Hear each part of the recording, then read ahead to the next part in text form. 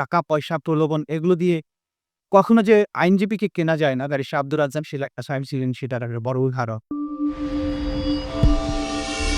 আমি মনে করি তার মতো একজন আইনজীবী এবং তার মতো একজন চলে যাওয়াতে বাংলাদেশের আইন অঙ্গনে একটা অপূরণীয় ক্ষতি হয়েছে। কারণ বর্তমান সময়ে যখন মূল্যবোধের একটা বড় সংকট চলছে, সেই সময় সুপ্রিম কোর্টের মতো জায়গায় এরকম নীতির প্রশ্নে আপোষহীন আইনজীবী যিনি যখন যে মামলা নিয়ে দাঁড়াতেন, সেই মামলার তাও সবকিছু পড়াশোনা করে দাঁড়াতেন, আইন জেনে দাঁড়াতেন এবং আদালতকে সঠিক যুক্তি দিয়ে সঠিক সিদ্ধান্ত গ্রহণে পৌঁছার ব্যাপারে তারা প্রাণ চেষ্টা কখনো তিনি রাগ করেননি।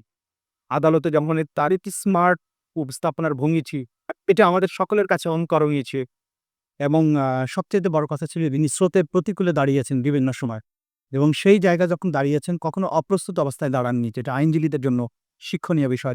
মনে হচ্ছে গোটা বাংলাদেশের সকল সিনিয়র আইনজীবীরা একদিকে, উনি একা দাঁড়িয়েছেন, তার সাথে আমরা দুনিয়ার কয়েকজন দাঁড়িয়েছি।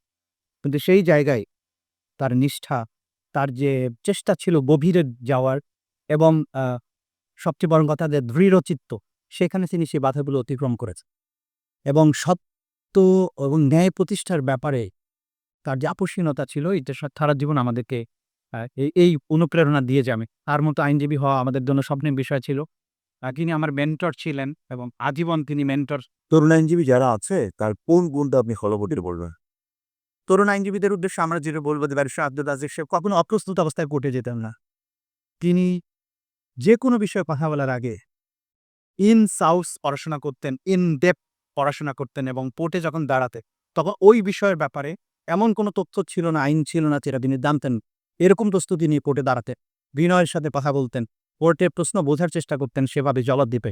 সকল আইনজীবীর ব্যাপারে আমি মনে করি যে ব্যারিস্টার আব্দুর রাজ্জাক সাহেবকে যদি দিয়ে অনুসরণ করতে চান, তাহলে তাকে সেভাবে প্রস্তুতি নিয়ে কোর্টে যাওয়া উচিত এবং রীতির প্রশ্নে আপোষহীন থাকা উচিত। টাকা, পয়সা, প্রলোভন এগুলো দিয়ে কখনো যে আইনজীবীকে কেনা যায় না, ব্যারিস্টার আব্দুর রাজ্জাক সাহেব ছিলেন সেটার একটা বড় উদাহরণ।